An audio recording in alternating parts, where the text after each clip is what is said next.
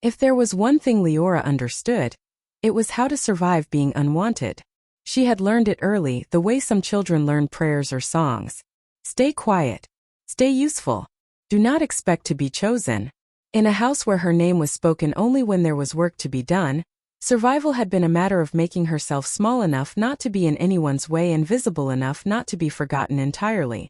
The mountain did not care about her lessons. Storm Ridge rose above her like a slab of night carved from stone, its battlements bristling against the sky. The wind screamed through the narrow pass as if trying to drive her back down, tearing at her cloak and stinging her exposed skin raw. Frost slicked the stairs beneath her boots, and each step felt like an accusation. Beside her trudged an older she-wolf in the dark gray of Storm Ridge, her expression lined with something between irritation and pity. "You walk like you mean to die on the steps," the woman muttered. Leora bit back the reflexive apology. She had done that too much already in her life. "I'm not used to mountains," she said instead. The woman snorted. "You'll get used to worse." They passed through the outer gates into the belly of Storm Ridge Fortress, and the cold changed character. Outside it had been wild. Inside it was deliberate. Stone corridors swallowed sound, and the heat from distant hearths leaked just enough warmth into the air to make you forget how cruel the mountain truly was. Torches burned low along the walls, their firelight staining the rock with flickering gold that did nothing to soften it. The servant did not slow. "Do not look Alpha Cade directly in the eye when he speaks," she said. "Do not interrupt him. Do not mention running, training, or his legs." Leora swallowed. "His legs." The woman shot her a look sharp enough to cut. "You'll see soon enough." They climbed narrow inner stairs that wound upward like the throat of something alive, each turn revealing another corridor, another closed door. Leora clutched the strap of her bag, which held the sum total of her life. A change of clothing, a thin comb, one scarf she had stolen from the laundry when no one was watching. No family heirlooms. No letters. No expectation she would return. "Alpha Cade does not like noise," the servant continued. "He does not like laughter.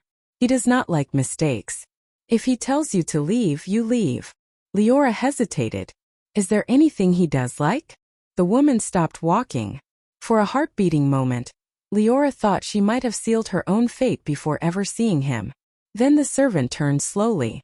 Her face was hard but her eyes were tired. "He likes loyalty," she said. "And he hates being fooled." The walk to the Alpha's private wing felt like a punishment carried out in silence after that. The higher they climbed, the quieter the fortress became, until even the sound of Leora's breathing seemed too loud. Doors stood closed on either side of the corridor like teeth. 2 guards waited at the end, wolves coiled beneath their skin, eyes alight with quiet dominance. "This her?" one asked. "From House Deeren," the servant replied. "Sent today." One of the guards laughed under his breath. "They could have done better." The other shrugged. "Doesn't matter. He sends them all away." Heat crept up Leora's neck. She stared at the stone between their boots and said nothing. House Deeren had not cared how she looked. That much was obvious now. The memory of her father's voice came unbidden. "The Alpha wants a maid in his private wing. You have worked since you were small. This is no different." His mate's voice had been cooler. "If you are clever, Leora, you might make yourself useful in other ways too." Leora's stomach twisted at the unspoken meaning. She had always known she was a tool in that house, but now she saw exactly how bluntly they intended to use her.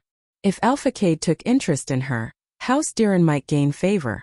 If he threw her out bleeding or broken, they lost nothing. Disposable. The guard knocked once and pushed open the door. Before Leora could breathe, the servant nudged her forward.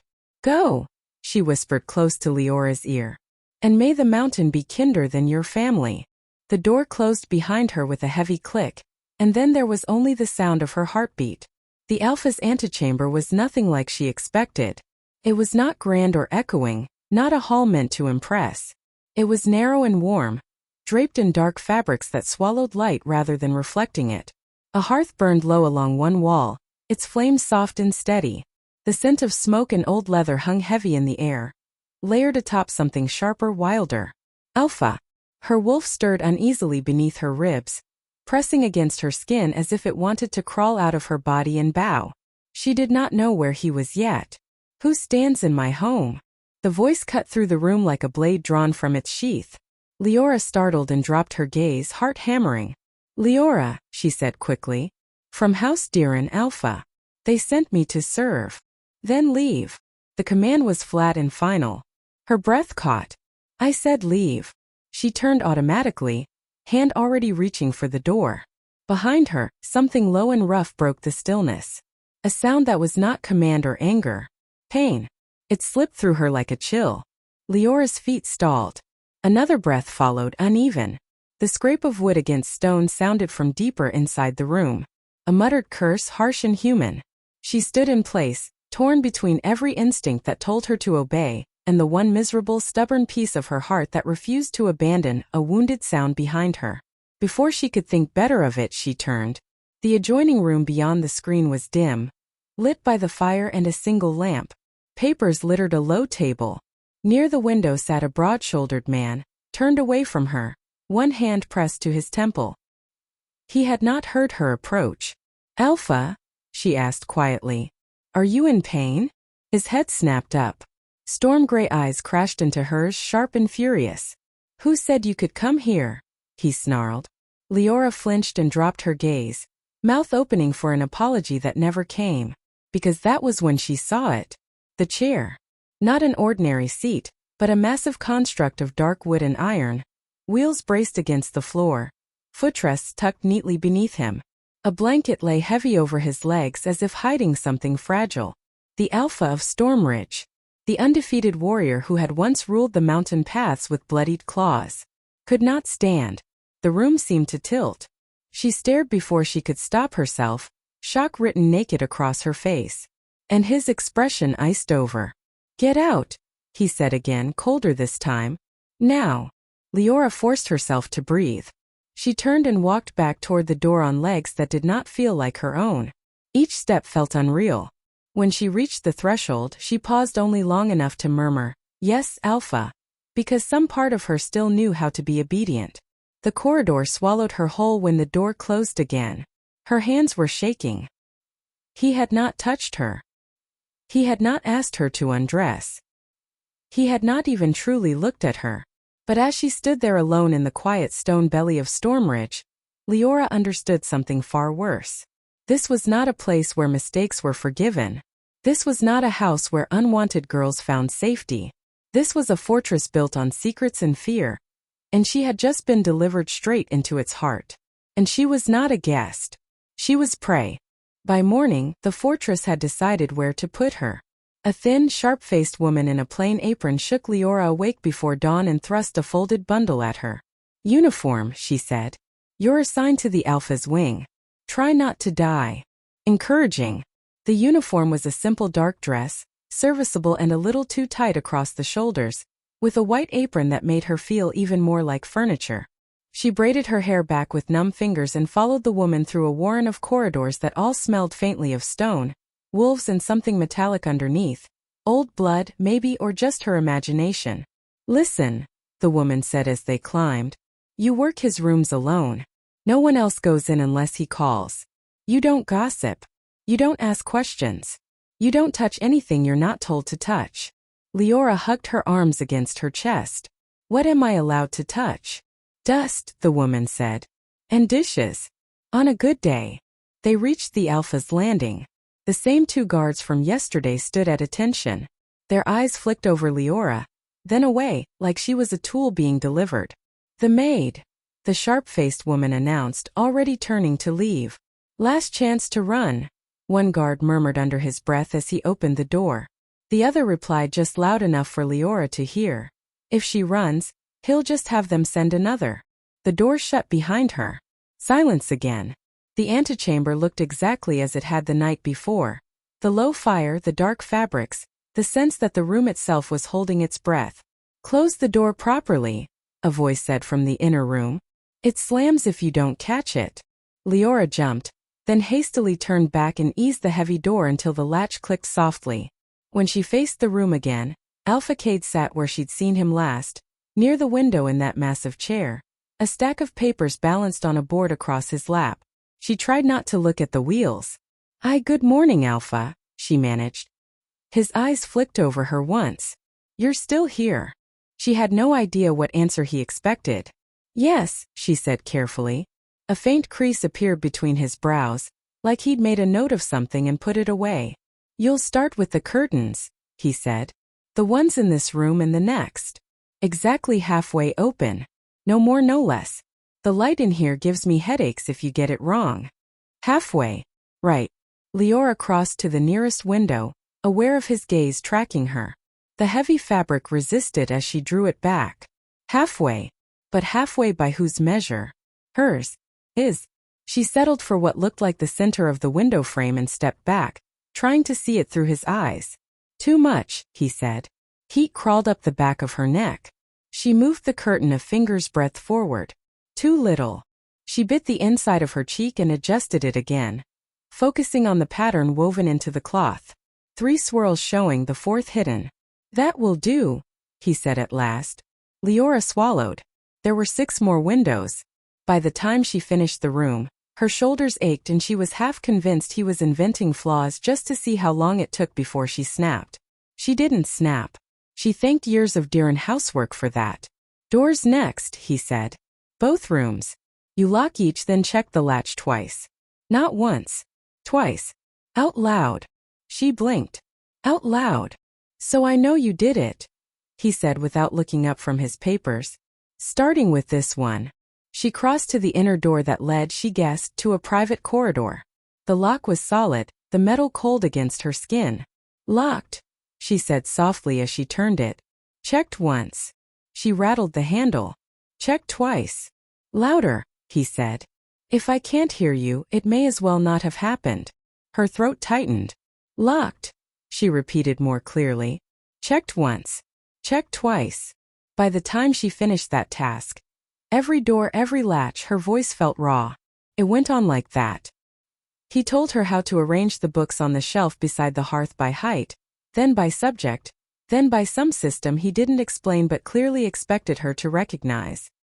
He pointed out a cabinet she was not to touch, a painting that must never be moved, a rug that must never be dragged, only lifted if she cleaned beneath it. There was apparently a correct angle for the poker by the fire. This is very precise, she said before she could stop herself. His gaze rose slowly from his papers. You have a problem with precision? No, she said quickly. My stepmother used to say I couldn't be trusted to fold napkins, so I suppose this is an upgrade. Silence. Then, to her surprise, the corner of his mouth twitched as if he'd nearly smiled. It vanished before she could be sure. Food, he said abruptly, as if he'd caught himself at something. You'll bring my meals from the kitchen. You taste everything before I do. In front of me. A bite of each dish. Then you wait. For what? Slipped out. He looked at her like the answer should be obvious. To see if you fall over. Oh. Her stomach flipped. Of course. Breakfast, he said. Now. She found the kitchen by following the scent of bread and the sharp voices. The cook, a broad male with flour up to his elbows, grunted when she introduced herself. Poison taster, he said. You poor thing. Here. He thrust a tray at her. Porridge. Honey. Tea. If it kills you, at least I'll know I'm not to blame. The other kitchen staff watched her with open curiosity as she carried the tray out. Someone whispered, She won't last 2 days. They never do, another muttered. Her hand shook all the way back up the stairs. On the landing, someone had dropped a coin.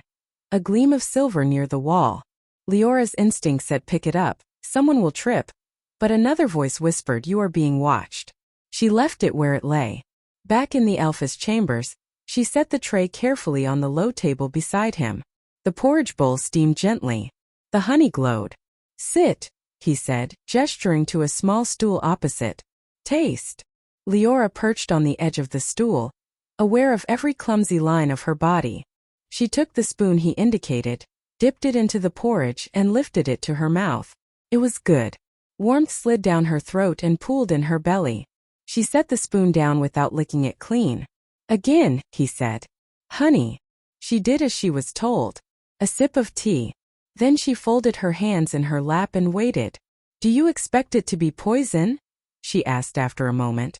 Every time. I expect people to do as they're told, he said. The rest follows.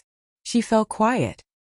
He watched her for a long moment, as if memorizing the way she sat, the twitch of her fingers against her skirt, the exact second she stopped flinching at the taste of each bite. When she did not keel over convulsing, he finally reached for the bowl himself. The rest of the morning blurred into a pattern of small humiliations. She knocked one of the books with her hip and sent it sliding. She nearly sloshed water on his papers when she refilled his glass. At one point, she caught the edge of the rug with her heel, stumbled, and windmilled her arms to keep from crashing into his chair. "I'm so sorry," she blurted, cheeks burning. "I'll fix it. My stepmother always said I was a disaster with legs, so perhaps it's good one of us is sitting down." She clamped her mouth shut too late. Alpha Cade's brows lifted. "You talk too much," he said. "Yes, Alpha," she said. "But you don't touch what you shouldn't." Her gaze flicked involuntarily to the coin she'd left in the hallway, to the slightly ajar drawer in the writing desk she'd deliberately straightened without peeking inside, to the stack of letters with broken seals she'd righted without reading. "I know what happens to maids who touch things," she said quietly. His eyes narrowed in that way that made her feel dissected. Not lustful. Not even angry. Just analyzing. As if she were a problem he hadn't yet solved. "Why did House Darren send you?"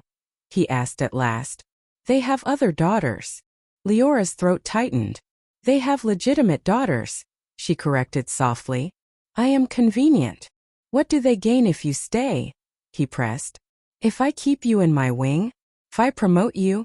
If I mark you?" She swallowed hard. There it was.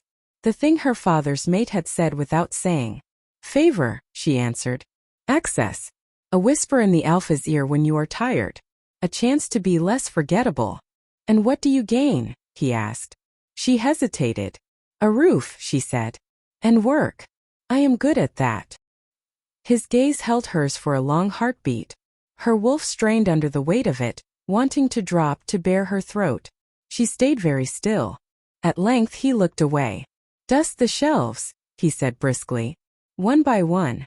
Do not move anything from its place." She did. By the time the sun slanted lower through the perfectly adjusted curtains, her arms ached from reaching, and her shoulders burned. Her pride oddly hurt more than anything. She had never been inspected so thoroughly for reasons that had nothing to do with beauty. But he hadn't touched her. Hadn't leered. Hadn't asked her to smile. He had only watched. And tested. And measured. It was humiliating. And to some small traitorous part of her, safer than she'd expected. Cade Thorne set aside the last of the morning's petitions, and watched the little maid dust his shelves with the frantic focus of someone navigating a minefield. She moved like a girl who expected to be slapped. But when she bumped a table and caught the tumbling paper just in time, she laughed, breathless and mortified, under her breath. "Of course," she whispered to herself. "Very smooth, Leora. Perhaps next you can set the Alpha on fire." He almost smiled. Almost. She hadn't picked up the coin he'd had Yarrick drop outside his door. She hadn't peeked into the unlocked chest by the hearth. She hadn't lingered by the letters he'd left just crooked enough to tempt curiosity. She was frightened. Obviously. The scent of it clung to her. But beneath the fear, there was that flicker of something else. Wit. Or stubbornness. Or both. Not a spy. Not yet. Not clean either. Inconclusive. Interesting. Cade waited until the door closed behind Leora and her quick, uneven heartbeat faded down the corridor. Only then did he let himself breathe. The quiet in his rooms felt different after she left, as if some small, ridiculous patch of warmth had followed her out and taken the chill with it. He stared at the shelf she had just dusted, at the perfectly aligned spines and the faint streak of light catching on freshly wiped wood. Too careful. All of it. His hands tightened on the arms of the chair. The muscles along his thighs spasmed in warning, a dull ache spreading down toward his knees. The wolf under his skin prowled restlessly, pacing the inside of his bones. Move. He ignored it for another heartbeat, maybe two, pretending he could be content to sit, to play his part as wounded monarch, to let the chair define his world. The pain in his legs deepened, sharpening into a throb. He exhaled through his teeth. "Fine," he muttered. Cade slid the writing board and papers off his lap onto the table beside him, and set his hands on the carved arms of the chair. The wood was smooth beneath his palms, worn by countless grips like this one. The first shift of his weight made his vision prickle at the edges. His legs protested, not with the screaming agony of the first months, but with a stubborn, simmering resistance that never fully left. He gritted his teeth, forced his feet beneath him and pushed. For a moment he thought he would not make it. Then his knees locked, his hips straightened and he stood. The world tilted then steadied. He stayed there, braced, muscles shaking until the worst of the tremor passed. The old fear flickered. What if today is the day they fail? What if you fall like a fool in your own chambers and no one finds you until morning? But he shoved it back where it belonged. He could walk. He had bled and cursed and trained for it. He would not let the ghost of the ambush dictate otherwise. He took a step. The floorboards gave a familiar creak beneath his weight. A hot line of pain traced from spine to thigh, but his legs held. He took another step, then another, until he could let go of the chair entirely and pace the length of the room. This was the only place he allowed himself this. Here, where every entrance was watched, every window bar reinforced, every lock checked twice by his own hand after Leora checked it for him. She had not complained once about that either. Just stood there in her borrowed uniform and said locked, checked once, checked twice, as if she were reciting a prayer. He reached the far wall and turned, working into the ache until it became something bearable. The wolf settled, grudgingly appeased by movement. The scar across his lower back pulled with every stride, a white-hot reminder hidden beneath his shirt. He could still feel the day it was carved into him if he let himself. The snow in the past turning red. The snap of arrows. The weight of Seamus under his hands. Cade closed his eyes for a moment and saw it again anyway. They had been ambushed on the southern ridge. The one that should have been safe. Only 3 wolves knew their route. He had taken his best fighters, his beta at his side, to deal with what should have been a contained border dispute.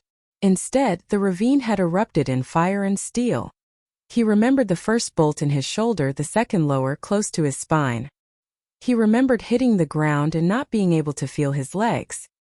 He remembered Seamus' face, blood on his jaw, eyes wild. "I did not know," his beta had said, voice breaking as he dragged Cade behind cover. "I swear to you, Cade, I did not know they would aim for your back." Someone had known. Someone had told them where to aim, how to cripple an alpha so thoroughly that even if he lived, he would never run at the head of his warriors again. Seamus had died before Cade could decide whether to believe him. He opened his eyes. The walls of his chambers came back into focus. The fire burned low. The chair waited by the window like a patient animal. Cade flexed his fingers, forcing the memories back into their locked box. "They think you are broken," he reminded himself. "Let them." The rumors of his paralysis had spread faster than the news of his survival. He had not corrected them. Let the rival packs believe he could not stand. Let any traitor still living in Stormridge feel smug when they saw him in that chair. Let them underestimate him. A crippled alpha was a tempting target. A tempting test. He paced once more down the length of the room, forcing his hips to roll properly, making sure the muscles still obeyed. Sweat prickled at his temples. The chair was not a lie, not entirely. There were days when his legs locked in the wrong way, when every nerve felt like burning wire, when the weight of his own body was too much. On those days, he was grateful for the wood and iron beneath him. But he chose when to look weak. That was the difference. A light knock sounded at the door. Cade froze. A heartbeat later, he lunged back toward the chair, catching the armrest with one hand as his legs protested the sudden change. He lowered himself as quickly as he dared, biting back a sound when his back seized in brief rebellion. The strain made his vision spark. By the time the door opened, he was seated. Blanket dragged over his legs, shoulders set. "Enter," he said, steady as stone. The door eased inward. Freya slipped through, closing it softly behind her. His twin had always had a way of moving silently, even as a child. Now, in the dim light of his chambers, she seemed almost carved from the same shadows that pooled in the corners. Her dark hair was bound at the nape of her neck, her features sharper than his, but their eyes matched, storm gray, assessing. You are supposed to be resting, she said by way of greeting. I will rest when the pack is safe, Cade replied. Freya smiled faintly and crossed the room, her skirts whispering over the rug. She brushed ash from the mantle with an absent hand, as if she could not help tidying even the soot. You have said that every day for half a year, she said. You did not move from this room yesterday. That was rest. Yesterday he had spent 12 hours reading reports and drafting orders, his legs numb for reasons that had nothing to do with injury. He did not correct her. Did you need something? He asked instead. Only to see my brother, she said, turning to face him fully. And to ask whether he intends to work himself into an early grave over one trembling maid from House Deeren. Leora again. Cade set his jaw. You noticed. Freya's brow arched delicately. We all noticed. You do not usually keep them past breakfast. She is thorough, he said. Freya's mouth curved. Clumsy, you mean? I heard she nearly took a rug and half your desk down this morning. That was a test, he said. Then he frowned, realizing how that sounded. Freya caught it. Cade, she said softly. Not everything has to be a test. Everything is, he said. You know that. Her expression flickered. Because of what happened in the past. Because Seamus. He did not plan that alone, Cade snapped before he could stop himself. He could not have. Someone in this pack fed them our route, our numbers, the way to cripple me. You know that as well as I do. Freya's gaze softened. She crossed the last of the distance between them and set a hand lightly on his shoulder. The contact steadied him and rankled at the same time. I know you were betrayed, she said. I know it haunts you. But sometimes a maid is just a maid. He thought of Leora's wide eyes when she had seen his chair, the way her face had gone pale and then settled into something like pity and something like anger. He thought of her leaving the coin on the floor, her hands shaking around the tray she carried, the way she had answered his questions without trying to dress her words in anything prettier than the truth. Convenient, she had called herself. A tool. Nothing more. A maid from a house that benefits greatly if she becomes something more, he said. An illegitimate daughter, sent where legitimate ones are not. Does that sound simple to you? Freya tilted her head. Perhaps they are hoping to catch your eye, she said lightly. You are still an alpha, crippled or not. Many would be glad to tie their bloodline to Stormridge. And if she is not here for my eye, he countered. If she is here for my throat? Or my ear? To whisper my weaknesses to someone waiting outside the walls. Freya's hand tightened slightly on his shoulder, then relaxed. You have already tested her, she said. The coin. The letters. The chest. You have had warriors watching the hall. Has she faltered? Not yet, he admitted. Then perhaps, Freya said gently, you can let this one be what she appears to be. An unwanted girl given to a mountain. The phrase landed harder than it should have. He did not like that. He looked away, out the window where the sky pressed low and gray over the peaks. Below, the pack went about its day, unaware that their alpha could feel the ground under his bare feet if he chose. Or perhaps, he said, I keep her close until I am certain. I increase her duties. See how she handles burden and access. If there is rot, it will show when pressure is applied. Freya sighed. You will drive everyone away at this rate, she said. One day there will be no one left in this fortress but you and that chair. And yet you are still here, he said.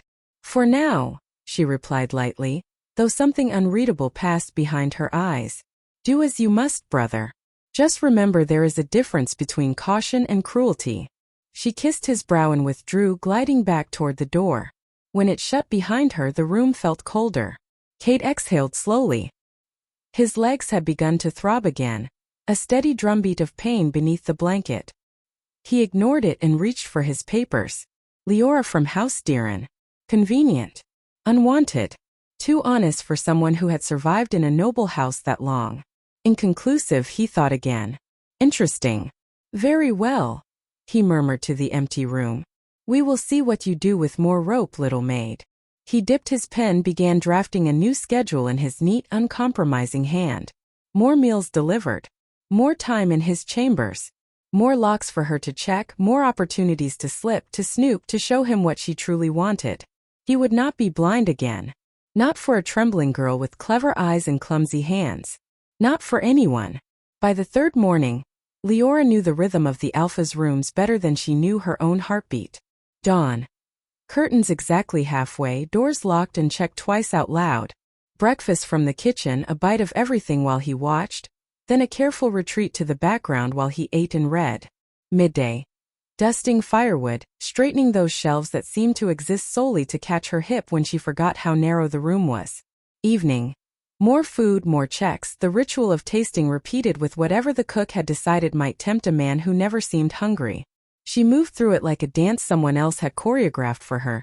Steps too precise to leave room for error. Locked, checked once, checked twice, she murmured, fingers tight on the cold metal of the latch. You do not have to narrate like a town crier, Kate said dryly from his place by the window. You said you needed to hear me, she reminded him.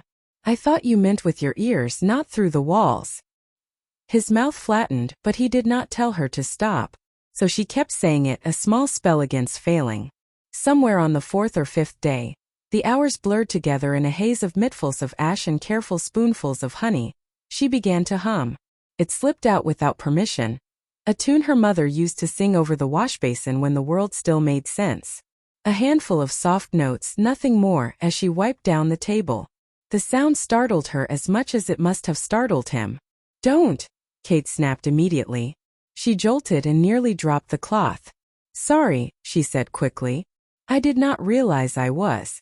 I do not like noise, he said, sharper than usual. This room is for work, not whatever that was. She swallowed the rest of the song. Of course, Alpha. For the next hour she worked in silence so complete it made her ears ring.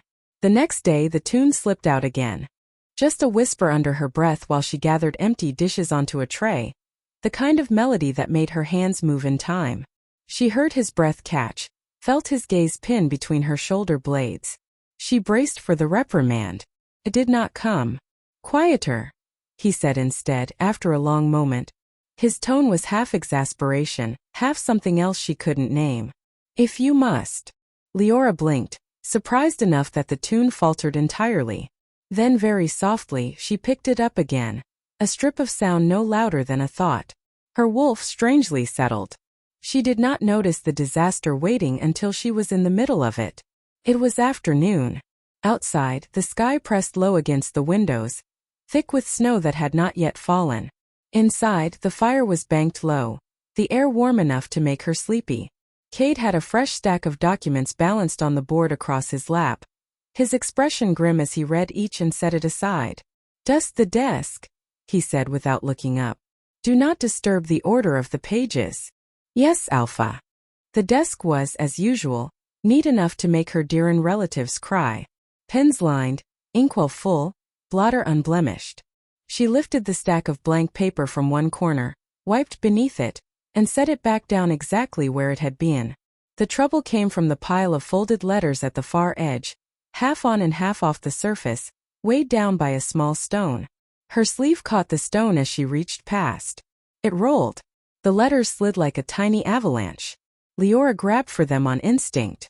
No, Cade began. Too late. The letters fanned out across the desk, seals broken and headings visible. Names flashed past her eyes in snarls of ink. Border Village, injured patrol, grain loss. Her fingers closed around paper that did not belong to her. She froze. Hand them back, Cade said, voice clipped. She started stacking them, hands shaking. I am so sorry, I didn't mean to. In order, he said. She stopped. They were not numbered. Each had a different crest or scribbled mark in the top corner, but nothing that made sense. Her palms went damp. From the top, he added, misinterpreting her hesitation. Oldest at the bottom, newest on top. As they were. I don't. She stared at the nearest letter, willing the ink to rearrange itself into something she could name. It did not oblige. Leora. His voice had the edge of an order. Her cheeks burned. I don't know which is which, she said, staring at the blotter. I cannot read them. The silence that followed felt heavier than any slammed door. What? He said at last. I cannot read, she forced herself to repeat. The letters do not mean anything to me. If you want them in order, you will need to tell me which crest is newest or... Do not play stupid to avoid a reprimand. He cut in sharper now. I am not in the mood. Her head snapped up despite herself. I am not playing stupid, she said, the words torn out of her. I am stupid. At least where letters are concerned. His eyes narrowed, searching her face. Whatever he saw there stalled the next insult on his tongue. You grew up in Housedieren, he said slowly. Even the smallest holding has a tutor. You expect me to believe no one ever taught you the alphabet. The legitimate children had tutors, she said, fighting the urge to hide her hands behind her back. I had buckets and brooms. When the others sat with their slates, I scrubbed the ink off the floorboards afterward. It came out flatter than she expected. Not angry. Just exhausted. I can count, she added, because that felt important.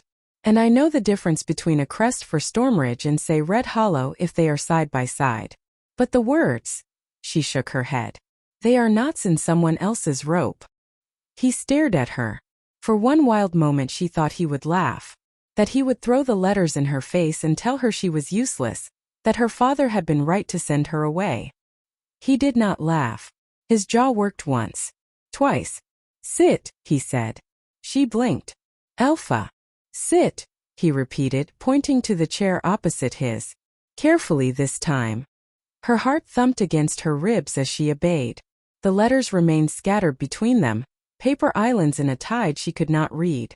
Cade picked up the top one, glanced at it, then dropped it back onto the pile with the rest as if the order no longer mattered. An education is a weapon, he said. One your house chose not to give you. They had others to arm, she said. I was not worth the steel. His eyes flickered at that, some emotion she could not parse passing through them. Stormridge does not benefit from ignorant servants, he said instead. If you are to work in my wing, you will not remain unable to read the orders that come through it. It is a liability I cannot afford. I am sorry, she whispered. I did not mean to. I am not asking for an apology, he interrupted. I am telling you we will fix it. She stared at him. Fix it. He set his pen aside and pushed the board away, the movement deliberate. After evening meal, he said, as if he were scheduling a patrol. You will come with me to the library. We will start with letters. You will learn them. Then words. Then sentences. You will not touch documents meant for my eyes, but you will understand what you are handing me when you stack them. Understood. Leora's throat went tight.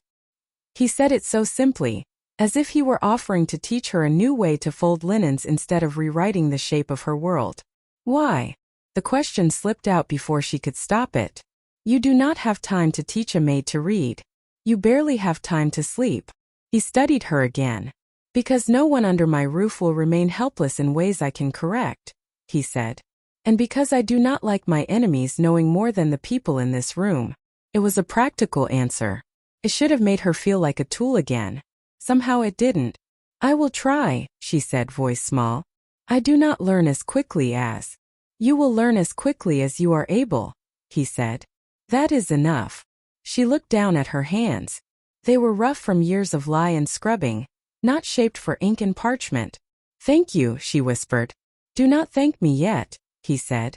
You may curse me before the week is out. He was not wrong. The library swallowed her that evening. It was larger than any room she had been allowed into as a child, lined from floor to ceiling with shelves that groaned beneath the weight of bound volumes. The air smelled of leather and dust and something richer, like secrets steeped in time. Cade wheeled himself along a narrow aisle until they reached a table near the center. Sit, he said. We start with this. He slid a thin slate toward her. On it, written in a hand she recognized from the notes scattered around his rooms, were the shapes of the letters. 26 small marks that had always meant nothing to her. Now, under his gaze, they felt like a mountain of their own. This is A, he said, tapping the first symbol. Repeat it. She said. Again. By the time they reached G, she was sweating. Her tongue tripped over sounds that had never needed names in her mouth, stumbling on the difference between V and F, between short, sensible I and long, elegant E. Her cheeks burned every time she misremembered which sound went with which shape. Focus, Kate said. Use something to tie them together. A 4? Alpha, she said. Good. B. Beta. C. She searched his face. Claws. The corner of his mouth twitched. If that helps. By the time they scraped their way to Z, her throat hurt from repetition and her head spun.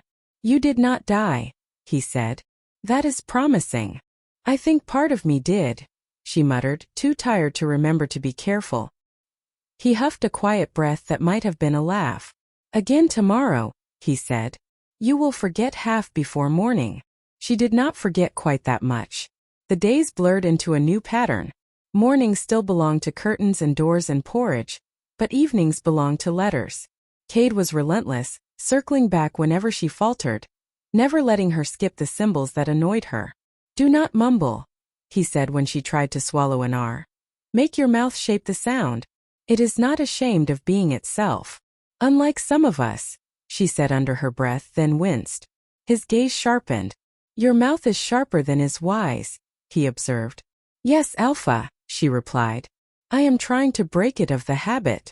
Do not, he said. It is useful. Sometimes his hand closed over hers to correct the way she held the chalk, calloused fingers warm and surprisingly gentle.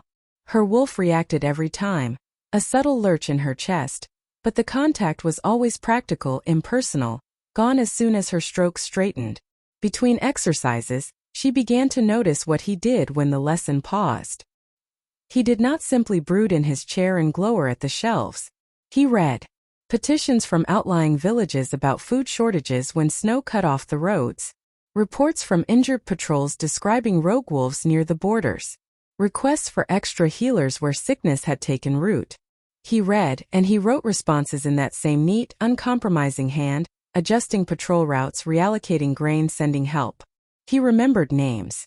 When she stumbled through a report one night, her first real attempt at sounding out more than a single word, she mispronounced a village 3 times before he stopped her. Slowly, he said, and guided her through each syllable. They will not thank you for calling them Puddle's Nest instead of Paddle Nest. You know them? She asked, surprised. I have been there, he said. They lost half their harvest 2 winters ago. We sent supplies. I do not forget who owes us and who we owe. The admission lodged itself somewhere under her ribs. She had assumed the chair meant distance from his pack, a ruler who watched from a height and let others carry out his will. Instead, she found a man who seemed to carry every problem in the territory in his head, turning them over like stones in his hands. Her wolf stopped flattening its ears whenever he spoke. One night, long after the fortress had gone quiet and even the guard's footsteps on the landing had faded, Leora lay awake in the narrow bed of her tiny room and stared at the ceiling. Her mouth shaped letters silently in the dark. A for Alpha, B for Beta, C for Claws, D for Diran, E for escape maybe, though that word no longer felt as urgent as it had when she first arrived. She realized, with a jolt that made her sit up and press a hand to her chest, that she had not counted the days since she'd come. There was no secret tally carved into her mind of how long until she could leave, no fantasy of walking back down the mountain. Instead, her thoughts drifted, unbidden, to the way Cade's voice softened by a fraction when she finally pronounced a difficult word correctly, to the rare, startled curve of his mouth when she muttered something foolish, and he almost smiled before he caught himself. She fell asleep with chalk dust still ground into the lines of her fingers, and the shapes of letters printed behind her eyes. In his chambers on the other side of stone too thick to hear through, Cade sat at his desk long after he should have retired, staring at a petition he'd already answered. His mind was not on the words. It was on the way Leora's face had lit up when she read an entire sentence without stumbling, and the ridiculous, unexpected warmth that had spread through his chest at the sound of her soft, triumphant laugh. He glanced at the clock, then at the library door across the hall. For the first time in months, he found himself not dreading the next day's duties. He admitted to himself, waiting for the hour when a small, careful knock would sound and a maid who did not know how to read would sit down at his table and try again. By the time the first real snows came, Leora could read her own name. It still looked strange on the page, as if the letters belonged to someone else, but when she sounded them out her mouth made the right shapes and the word meant her. Cade had written it at the top of a scrap of parchment during one of their lessons without comment, as if he were jotting down a supply note. She had stared at it too long, long enough that he had cleared his throat and moved on to border reports. The more she read, the more she saw him. Not just the alpha in the chair, sharp and distant, but the man who stayed up past midnight revising patrol patterns so pups in a far valley would not go hungry. The man who added an extra crate of blankets to a supply order because the healer mentioned an old she-wolf whose bones ached in the cold. The man who did not complain when his own legs seized after hours of stillness, only gripped the arm of his chair until the spasm passed. She noticed everything now. The way his hand tightened on the pen when pain flared. The almost inaudible sigh he made when the light hit his eyes wrong and his headache worsened. The way his shoulders eased by a fraction when she hummed that stupid tune under her breath while she poured his tea. So she hummed more on the bad days, soft and steady like a charm. She found herself adjusting his blanket without thinking, smoothing it when it bunched, tugging it higher when the wind slipped under the window frame and the room grew colder. At first he tensed whenever her hands neared his legs, a reflexive flinch he could not prevent. After a while he stopped. "You do not have to fuss," he grumbled one evening when she tucked the wool more firmly around his knees. "You do not have to sit up until your eyes cross," she replied, nodding toward the petitions. "Yet here we are." He gave her a look that should have withered her where she stood. Instead she smiled back, faint but real. "I am not fussing," she added. "I am preserving the Pax investment in your spine." His mouth twitched. He did not quite smile. He also did not stop her. One night, the work bled later than usual. The fortress had long since sunk into silence, the stones holding their breath under the weight of snow pressing down on the roofs. Leora had finished her chores hours ago and retreated to her room, only to lie awake staring at the ceiling, listening for sounds that did not come. At last, with a muttered curse at herself, she wrapped a shawl around her shoulders and went back to the kitchen. The cook had banked the fires, but there was still heat enough to brew tea. She chose the calming blend the healer had pressed into her hand once with a knowing look and carried the steaming pot up through the dim corridors. No one stopped her. The guards on Cade's landing only nodded, eyes heavy with fatigue. She knocked gently. No answer. "Alpha," she called, pushing the door open a crack. The antechamber glowed with the low light of a dying fire. Beyond the screen she saw him. Cade sat in his chair by the window, head tipped back, eyes closed. The board with his papers had slid slightly askew on his lap. One hand was still curled loosely around a pen. His chest rose and fell in slow, even breaths. Asleep. Leora stood in the doorway and simply looked at him.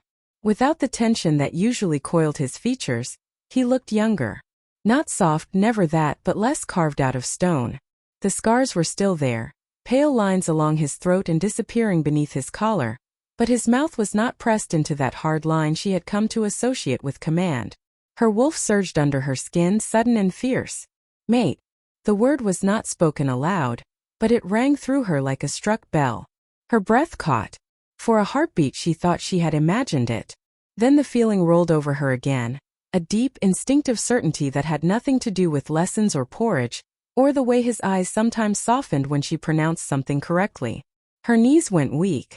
"Of course," she whispered to herself. "The mountain really does hate me." She could have backed out. She should have. Instead, she stepped quietly into the room, setting the teapot on the table with care, arranging the cup beside it as if he might wake and scold her for misplacing it. He did not stir. She moved closer, the way one approached a wild animal. Slowly, with respect.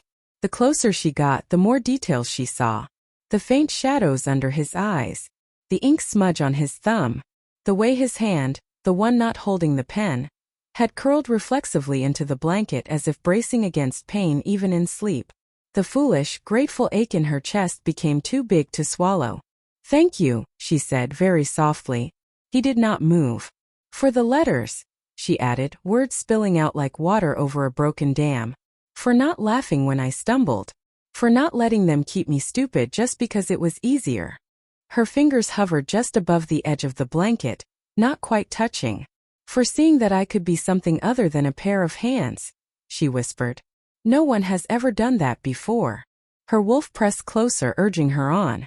"I know I am only staff," she said. "I know I am convenient. But the word stuck in her throat. She swallowed hard. I care what happens to you. More than is sensible. More than is safe. Saying it out loud felt like stepping off the edge of a cliff. If you heard that, she murmured, forcing a shaky smile, I would probably be sent back down the mountain faster than a snowball, so it is a good thing you are asleep. She reached out then, emboldened by his stillness, and very lightly straightened the blanket where it had twisted across his lap, fingertips brushing the coarse wool. Her wolf hummed with something that felt suspiciously like joy. Rest, Alpha, she said. For once. I will be here in the morning to lock your doors and argue with your curtains again. She turned and slipped out as quietly as she had come, closing the door without a sound. Cade's eyes opened the moment the latch clicked. He stared at the closed door, muscles locked, heart pounding so hard it felt like it might crack his ribs. She had not known he was awake. Not entirely, anyway. He had been drifting in that gray space just beneath sleep when the scent of tea and wildflowers had brushed his senses. Familiar now, inexplicably comforting. He had meant to tell her to go to bed. Instead, exhaustion had pinned him in place and he had stayed still and listened. Thank you. He had not known two simple words could hit that hard. He had heard the rest. Every halting admission, every nervous joke. The way her voice trembled around the edges of caring he did not deserve. When she said no one had ever seen more in her than a pair of hands, something in his chest had twisted so sharply, he had almost made a sound. His wolf had not been quiet about it. Hours it had snarled, pacing just beneath his skin. She is ours. He had known on some level for days. The way her scent settled in his lungs like home. The way his pain eased when she hummed. The way the sight of her bent over a slate, tongue poking out as she wrestled with a stubborn word, made something in him soften in a way nothing else did. Hearing her say it, I care what happens to you, had torn the thin veil between awareness and certainty. Mate. The bond pulsed raw and bright, stretching between them like a live wire. When he imagined pushing her away, imagined ordering her back to House Deeren or sending her to another wing, pain flared along it, sharp enough that he hissed under his breath. His hands clenched on the arms of the chair. He wanted to call her back. To tell her he had heard, that his wolf had chosen her weeks ago, that he had already pictured her in Luna's color standing beside him on the high balcony. He wanted to say, you are not convenient. You are not disposable. You are mine. The words lodged behind his teeth. He sat in the dim room for a long time, watching the steam curl from the cup she had poured for him, cooling untouched. The next evening, she arrived for lessons with ink on her forearm and a smear of ash on her cheek. You look feral, he said before he could stop himself. Good, she replied, setting the tea down with more force than necessary. Maybe the ink will frighten the letters into line. He should have let it drop. Instead, he heard himself say, about last night. Her hands stilled. She did not meet his eyes. I apologize for disturbing you, she said. I should not have entered without. You are not only staff, he said, the words coming out rougher than he intended. Her head snapped up. You are. He searched for something that did not expose too much. Useful, he finished lamely. More useful than any maid they have sent me before. Her expression flickered. For a moment he saw hurt. Then she smoothed it away with infuriating care. Of course, she said quietly. I am glad to be useful, Alpha. Coward, his wolf snarled. He wanted to correct himself. To say valuable or important or God's help him beloved. His throat closed on all of it. The memory of snow and blood and Seamus' broken oath pressed in. He reached for the slate instead. We will work on longer words tonight, he said. You leave the short ones in the dust behind you. Very well, she said, in a tone that matched his politeness perfectly. The moment slipped away like water through his fingers. Freya came 2 days later, as the sun fell behind the peaks and the room filled with the blue-gray light that always made his scars ache. You are smiling, she observed without preamble, stepping into the antechamber. That is usually a sign of impending doom. He scowled reflexively. I am not smiling. You were, she said lightly. Just then before you saw me. He realized he had been thinking of Leora mouthing along silently to a report even after he had dismissed her, determined to conquer each word. Heat pricked his ears. Stormridge's Alpha is allowed expressions other than scowls, he said. Last I checked. Stormridge's alpha is also allowed company, Freya replied. How fortunate that he has finally found some he does not immediately fire. Her gaze flicked toward the door that led to the library, where Leora was likely still tidying their table. Freya's eyes sharpened. It is her then, she said. The little Diran maid. Cade did not rise to the bait. She is competent, he said, and less inclined to shriek than the last one. And you are teaching her to read, Freya added. Yourself. Personally. That is not standard treatment for staff. He did not answer. Freya sighed and came closer, settling in the chair opposite his. I am glad you have something, she said. I am. But Cade, have you considered what it means if this girl becomes more than a servant to you? He looked at her sharply. No one said anything about that. Did they need to? She asked gently. You are not a blind man. Your wolf is not dead. I can smell the way the air changes when she walks in. He hated that she was right. House Diran gains much, she continued when he stayed silent. If their cast-off daughter becomes Luna of Stormridge, they go from minor gnats to a family with the alpha's ear. Land, influence, protection, all of it flows uphill to them. She is illegitimate, he said. They have never claimed her. Which makes her more useful, Freya countered. No ties to interfere. No alliances except those they choose for her. And a girl who has been treated so badly all her life. She paused, her expression sympathetic. Sometimes those are the ones who will do anything once they have power. Even if they do not mean to, the bitterness creeps in.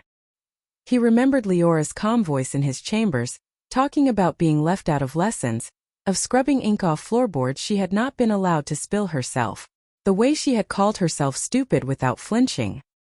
He remembered two Seamus eyes in the snow. I would never hurt you, his beta had said, voice raw. You know that. He had known no such thing. Fire in the pass. The crack of bone. The humiliation of being carried back to the fortress like a broken thing. The weeks of lying flat while healers whispered in corners and his pack avoided looking directly at him. The slow horror of realizing someone had used loyalty like a knife. You think I am being fooled again, he said flatly. I think you are lonely, Freya said. And I think loneliness makes even the sharpest minds see what they want to see. His hands curled into fists. Pain licked along the invisible thread between him and Leora, as if his wolf sensed the direction of his thoughts and objected strongly. He breathed through it, jaw clenched. You cannot base the safety of the pack on a girl's smile, Freya said softly, or on the way she looks at you when you are pretending not to notice. You of all people know how love and loyalty can be turned against you. She laid a hand over his, squeezing once. Be certain, Cade. If you choose her, choose with your eyes open. When she left, the room felt colder than it had when she arrived. Cade stared at the empty doorway for a long time, his wolf pacing and snarling inside his chest. Leora's laughter echoed faintly in his memory, the way it had when she finally read an entire paragraph without stumbling. The warmth of it had settled under his ribs like a small sun. She would not, he said out loud to no one. His wolf agreed fiercely. Ours. Honest. Good. The memory of Seamus' blood on his hands did not. He rubbed a hand over his face, feeling every year he had lived and then some. If he reached for her now and was wrong, he could do more than his own heart. He could doom his pack. He could not let that happen. I must be certain, he said, voice low, before I give her anything that cannot be taken back. The wolf snarled and raked claws down his insides in protest. Pain shot down his spine, sharp and immediate, a punishment for even considering keeping distance between mates. He bore it. For now fear won. The summons came just after midday, when Leora was in the middle of wrestling the ashes out of Cade's hearth. A guard appeared in the doorway, boots leaving wet marks on the polished floor. Maid, he said. The Alpha wants you in the East Hall. She sat back on her heels, wiping soot from her hands onto her apron. Did he say why? The guard shrugged. Said his cousin has arrived. Wants the staff presented. You first. Her stomach dipped. His cousin. Cale of Grey Wind, the guard said. War captain. Do not keep him waiting. The East Hall was not quite the grand throne room, but it was close. High windows let in hard winter light that made the banners look darker. A long table had been pushed to one side, leaving an open space in the center where warriors sometimes met for counsel. Today, only one man waited there. He stood with his back to her at first, hands clasped loosely behind him as he studied one of the old Stormridge tapestries. Broad-shouldered, dark-haired, dressed in good leathers that molded to his frame. There was a sword at his hip. The set of his shoulders was familiar enough that her heart leapt before her mind caught up. "Come closer," he said without turning, voice lighter than Cade's, with a hint of amusement under the words. "I do not bite without cause." She obeyed, steps echoing too loudly on the stone. When she reached what she judged a respectful distance, she dipped a small curtsy. "Leora of House Deeren," she said. "At your service." The man turned. For a moment the world tilted. He was not Cade. Not exactly. His hair was the same shade of dark, his jaw cut from the same harsh angles, his eyes the same storm gray, but his posture was different. There was no wheelchair. He stood easily on his own 2 feet, weight balanced like a man who had never known weakness in his limbs. Where Cade's mouth tended toward severity, this man's relaxed in an easy smile. "Leora," he said, tasting her name like he already owned it. "So you are the famous maid." Her cheeks warmed. "I am not famous." His smile widened. "Among the staff, at least. They say you have survived in my cousin's wing longer than any before you. That is achievement enough." "Your cousin," she repeated, forcing herself to breathe. "Of course. Family resemblance. That was all. You must be Cale of Grey Wind." "At your service." He sketched a half bow, eyes never leaving her face. "I asked to meet the woman who tames the Stormridge monster." Leora's spine stiffened. "The Alpha is not a monster." Cale laughed, an easy rolling sound. "You are loyal. Admirable. But come, little maid, we both know what they call him. The crippled Alpha. The broken wolf. The king in the chair." Her hands curled into fists in her skirts. "They are wrong," she said. "He is more capable seated than most men charging on 4 legs." "Is he?" Cale stepped closer, closing the distance between them by a fraction. "And are you truly content serving a man who can never run at your side? Never shift and race with you under the moon? A man who cannot even stand to pull you into his arms properly?" Leora took a breath, the air sharp and cold in her lungs. "My contentment is not your concern, my lord. But it could be." His gaze flicked down and up again, unapologetically assessing. "You are a pretty thing, even hidden in these dull colors. You could have better than fetching blankets and reading reports to a man who cannot chase his own enemies." He took another step. She found her back meeting the cool stone of a pillar much sooner than she expected. Her wolf bristled. "Let me guess," he murmured, planting a hand against the column beside her head. "He has not touched you, has he? For all his power, perhaps he cannot. The injury was cruel, they say. A man in his condition may not be able to give a woman what she needs." Heat flared in her cheeks, part outrage, part humiliation on Cade's behalf. "You have no right to speak of him that way." "I have every right," Cale said, though his eyes glittered with a strange intensity that made something unease crawl up her spine. "I grew up with him. I know what he lost. I also know what a woman like you could gain if she chose differently. Someone like me, whole and unbroken, could make you a very pleasant offer. A warm bed. A position away from his gloom. A mate who can actually keep up with you when you run." His words curled around her like smoke, probing for weakness. A few months ago they might have found some. The idea of someone choosing her, wanting her, might have dazzled her enough that she could not see the cruelty underneath. Now all she felt was disgust. "You speak of your Alpha as if he were carrion," she said quietly. "As if his worth begins and ends at his spine. That says more about you than it ever could about him." Cale's smile thinned. "You defend him fiercely." "He is my Alpha," she said. "He is my friend." The word felt fragile but true. "He is the reason I can stand here knowing what those crests on the banners mean. The reason I can read the names of the villages he breaks himself to protect. His strength is not in the way he moves across a room, Cale of Grey Wind. It is in the way he moves an entire pack." He leaned in, voice dropping. "So you would choose him then?" he murmured. Even if he never leaves that chair. Even if his body fails him. You would choose a half-man over one who could give you everything your wolf craves. Her wolf rose up so sharply it took her breath. He is not half anything, it snarled. The only man who is less than whole here, Leora said, is the one mocking his own blood to tempt a maid. Kale's eyes went flinty. For the first time the easy charm slipped. You have no interest in me, he said flatly. None, she said. Not now. Not ever. Silence stretched between them. Then very slowly he straightened, taking a step back. His posture shifted, the line of his shoulders settling into a familiar tension. The lightness bled from his expression, replaced by something sharper, colder. When he spoke again, the playful lilt was gone. Good, Kate said. Leora's heart dropped. The world narrowed to the man in front of her. Same face. Same eyes. But the mask of Cousin Kale had fallen away, and what remained was the alpha she knew, standing on his own 2 feet as if he had never been broken. Her gaze dropped uncomprehending to his legs, to the boots planted firmly on the stone, to the way weight shifted easily from one foot to the other.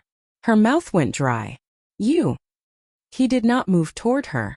I can walk, he said. Have been able to for some time. The floor felt unsteady under her. The chair, she said, hearing the thinness of her own voice. The pain, the way you. The pain is real, he said. The limitations are not as complete as they appear. The chair serves a purpose. Understanding crashed over her like cold water. The rumors, she whispered. Letting them think you are crippled. So they underestimate you. So whoever betrayed you surfaces. Yes, he said. There was no apology in it. And this. She gestured between them, her hand shaking. The cousin. The offers. The insults. What purpose did that serve? He held her gaze unflinching. One last test. The words hit harder than any blow. You wanted to know if I would abandon you for a man who could run, she said slowly. So you invented one and put him in front of me. I needed to be certain, he said. Certainty keeps this pack alive. You know what is at risk. You know. I know you heard me, she cut in. Her voice trembled, but she did not stop. 2 nights ago. When you were asleep in your chair and I was foolish enough to speak to the room. You heard every word, didn't you? His jaw tightened. Yes. You heard me, thank you, she said. You heard me say I cared. And your response was to dress yourself up as a better option and see if I could be bought. He flinched then, a small jerk of his shoulders, but he did not look away. Leora, how many of our conversations were tests? She demanded. How many of the moments I thought were real were you watching me like a puzzle piece in one of your patrol maps? When you offered to teach me, when you corrected my hand on the chalk, when you allowed me to adjust your blanket, was any of that because you wanted to? Or was I just another lock for you to check twice? His throat worked. I wanted. He stopped, swallowed. It was both, he said, which was almost worse. I do not know how to separate one from the other anymore. Her chest ached. The bond between them, that new bright thread, pulsed with pain. I passed, she said bitterly. Is that what you tell yourself? That your maid defended you against a phantom cousin, and you can now move me from the inconclusive column to the useful one? It is not that simple, he said, voice rough. It is, she said. To you it is always that simple. Loyal or disloyal. Tool or threat. Test passed or test failed. She reached for her wrist and unclasped the thin leather bracelet he had given her after she read her first entire report without stumbling. Simple and plain, but she had touched it for courage more times than she could count. She held it out to him. His eyes dropped to it, then back to her face. Do not, he said quietly. I cannot bind myself to a man who will spend the rest of our lives inventing new ways for me to prove I mean what I say, she replied. I have spent my whole life being measured and found wanting alpha. I will not choose that again. His hand closed slowly around the bracelet when she did not lower hers. You said your wolf knew, he said, the words barely audible. That night. Mine did, she said. She still does. She is crying even now because she is foolish and loyal and wants to forgive you. But I will not let her drag us into a bond where you trust your fear more than you trust me. He looked like she had struck him. I am not your enemy, she said softly. I never have been. If you cannot believe that now, after everything, you never will. She stepped back. For the first time since she had come up the mountain, she did not look to him for permission to leave. Leora. Her name in his voice almost stopped her. Almost. She kept walking. Kay did not move as the door closed behind her. He stood in the center of the hall, bracelet digging into his palm, the absence of her presence sucking the warmth out of the room. His wolf howled, a raw sound that no one else could hear, clawing at the inside of his ribs. She had passed every test, every small bait, every snare he had set. She had walked through all of them without once reaching for the wrong thing. And still she left. For the first time, a crack appeared in the cold certainty that had carried him since the pass. He saw, clearly, the line of shattered maids behind him, the guards who had requested transfers, the way even his counselors flinched when he pressed too hard. His tests did not keep people close. They drove them away. He looked down at the bracelet in his fist, leather cutting into his skin, and knew with a sick twist of clarity that this, too, had been a test he had not understood how to pass. Not hers. His. Leora owned very little, which made leaving both easier and harder. Her entire life at Stormridge fit into the small bag she brought up the mountain. 2 spare shifts, a threadbare shawl, a comb with 3 missing teeth, the little slate Kate had given her when she'd mastered the alphabet. The bracelet he'd taken back. She folded each piece with numb care, fingers moving on their own while her mind replayed the hall again and again. The look on his face when she'd held the leather out to him. The way his hand had closed around it like it hurt. Enough, she muttered, shoving the shawl into the bag a bit too hard. It does not matter. It did. Not just him. The man in the chair who wasn't as broken as he'd pretended. The man who had coaxed letters out of her like they were seeds he fully expected to grow. The man who had let her see the weight of the pack on his shoulders, and made her stupid stubborn wolf lie down at his feet. She was mourning more than him. She was mourning a future she'd let herself imagine, just a little. A future where she might stay, not as a maid with raw hands and sore feet, but as something else. Someone who belonged. That was foolish, she told the empty room. You knew better. House Deeren had taught her that affection came with conditions. Stormridge had simply proven that even when a man offered more, he might still be measuring the whole time. She tied the bag shut and straightened, swallowing against the burn in her throat. Back to nothing then, she whispered. Nothing is safer. A knock sounded at the door. Her heart leapt traitorously. She tamped it down. Cade would not knock. He would summon. This would be a guard or another maid or... The door opened before she could invite the visitor in. Freya slipped inside, closing it with quiet finality behind her. The Alpha's twin looked different in the close confines of Leora's little room. Less carved and distant than in the great hall. More human. Her hair was unbound, falling in a dark spill over her shoulders. Her eyes were softer than Leora had ever seen them. Oh good, Freya said, taking in the packed bag. You have not left yet. Leora folded her hands in front of her to stop them smoothing her hair or wiping invisible dust from her skirts. I was just about to, she said. If you have a message for me to carry for the Alpha. I'm afraid. My message is from me, Freya cut in. Not from my idiot brother. The word brother held more affection than insult, but her mouth tightened around idiot. She crossed the room without waiting for an invitation and perched on the edge of the narrow bed, skirts pooling around her like spilled ink. I heard, she said. About the hall. About his performance as Cousin Kale. Leora's cheeks heated. Stormridge walls have ears, I suppose. They do when the Alpha storms through the fortress on his own legs, Freya said dryly. Half the pack is still recovering from the surprise. Leora flinched. I did not mean to cause trouble. You did not, Freya said firmly. Kay did. His obsession with Tess has eaten holes clean through his sense. I have told him as much, but he does not listen. There was real anger there. Not the smooth, politic irritation Leora had seen when Freya dealt with counselors, but something raw. I am sorry, Leora said, because it seemed expected. Do not apologize for him, Freya said. Her gaze softened. I am sorry. For you. You did not deserve to be dragged into his paranoia. Leora swallowed. He has reasons, she offered weakly. The ambush, the betrayal. Trauma is not a license to torture innocence. Freya snapped, then sighed, pinching the bridge of her nose. Forgive me. I am tired of watching him cut himself on the same blade and act surprised when he bleeds. She let her hand fall and studied Leora quietly. So, she said at last, you are leaving. Leora nodded.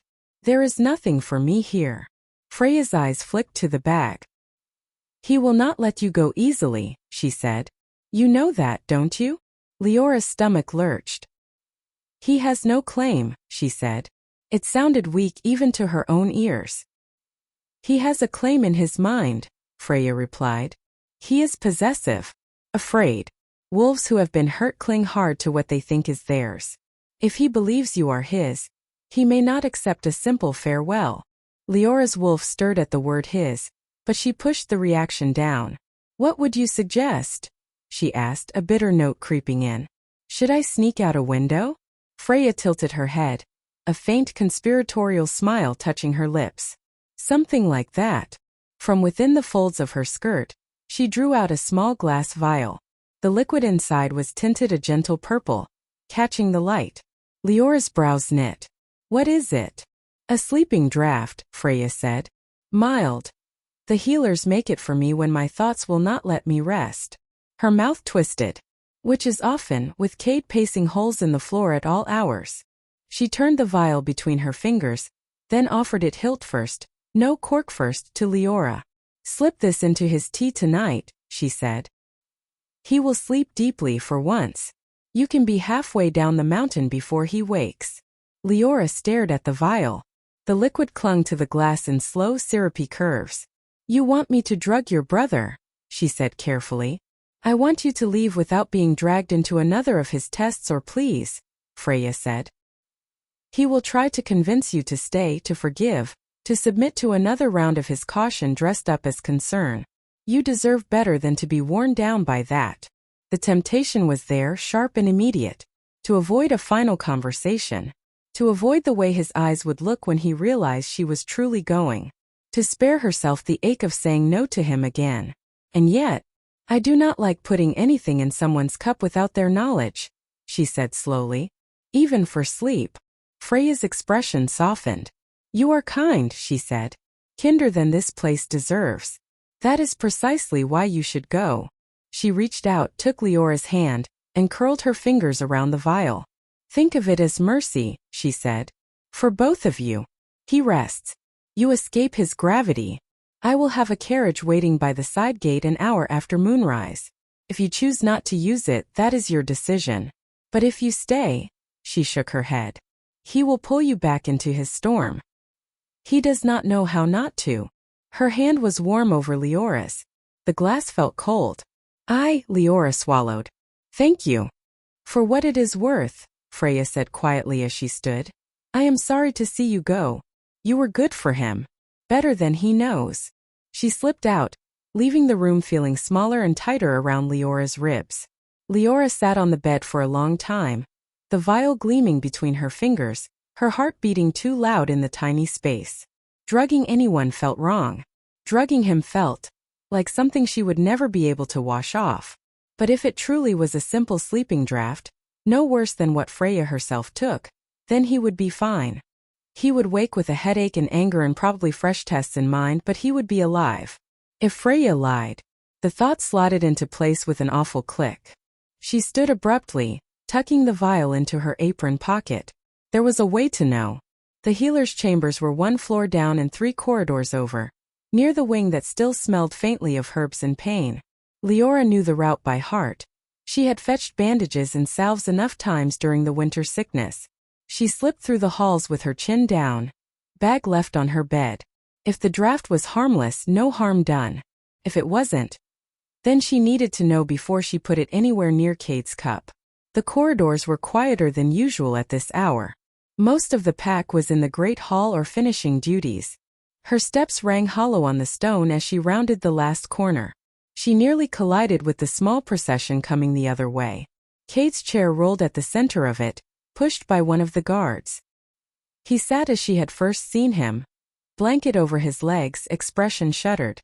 Freya walked at his side, hand light on the back of the chair as if guiding it. 2 more guards followed. All 4 pairs of eyes fixed on her at once. Leora stopped so abruptly she almost slid. Her hand closed instinctively around the vial in her pocket. She could feel the cool curve of the glass through the thin fabric. Freya's gaze dropped hawk-sharp to the bulge at her apron. Then past Leora, to the door with the carved healer's mark just over her shoulder. Color drained from the Alpha sister's face, then flushed back with furious intensity. "Poison!" Freya screamed. The sound knifed through the corridor, high and sharp. The guards jolted. Cade's head snapped toward his sister, confusion cutting through his mask. "What?" he demanded. Freya jabbed a shaking finger at Leora. "She's carrying poison," she spat. "I knew it. I knew it." Leora's mouth went dry. "What are you talking about?" she managed. "I've had her watched," Freya said, voice trembling with righteous anger. "Sneaking around the healer's hall. Whispering with the apothecary. Plotting. And now," she stabbed her finger toward Leora's apron, caught red-handed with a vial on her way to his chambers. Cade's eyes locked on Leora, storm-gray and stunned. "Leora," he said. "Show me what you have." Her mind raced. Running would make her look guilty. So would clutching the vial to her. Slowly, deliberately, she slid her hand into her pocket and brought the glass out into the light. The purple liquid glowed innocently. "What is that?" Cade asked, voice low. "I don't know," she said, and that at least was true. "That is why I was bringing it to the healer. To find out." "Liar," Freya hissed. "You went to him before. I saw you. I thought you were fetching herbs like a good little maid, but you were buying poison. You want to finish what the ambush started." "That is ridiculous," Leora said, heat rising in her chest. "I have never wanted you harmed." She flicked her gaze to Cade, willing him to see it. "Leaving? Yes. I was going to leave the mountain. But not like this." "Then why are you carrying poison?" Freya demanded. Leora met her eyes. "You tell me," she said. "You're the one who gave it to me." The words hit the air like a thrown knife. Cade went very still. Slowly, his head turned toward his sister. "Freya," he said, something dangerous coiling under his tone. Freya laughed, a high brittle sound. "She's twisting my words," she said. "Of course she is. That is what vipers do. I told you, Cade. I had my suspicions and— How do you know it is poison?" Leora cut across her, voice shaking. "You called it that before anyone tasted it. Before the healer examined it. How can you be so certain what is inside this glass?" Freya's mouth opened, closed. Panic flared in her eyes for the briefest heartbeat before she smoothed it away. Because what else would it be?" she said. "She clearly means harm." "You told me it was a sleeping draft," Leora said to her, each word clear. "A mild one you use yourself. To help him sleep so I could leave. Why would you give me poison and call it a remedy, princess?" The guards shifted uneasily. One made a sign against evil under his breath. Cade's fingers tightened on the arms of his chair.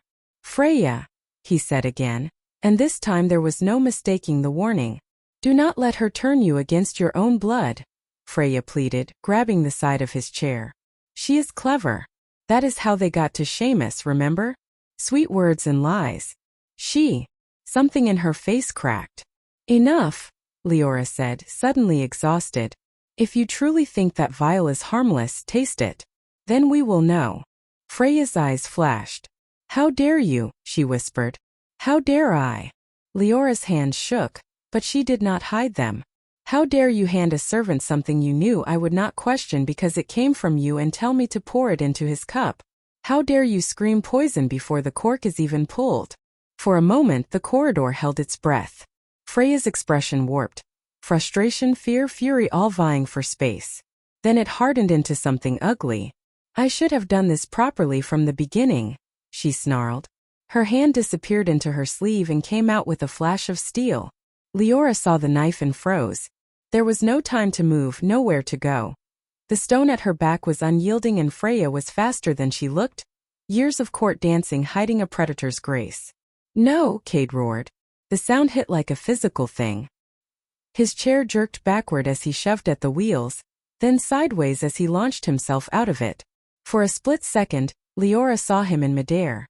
No blanket, no pretense, just a man with strong legs and a murderous expression hurtling between her and the blade. He collided with Freya, driving her arm toward the wall.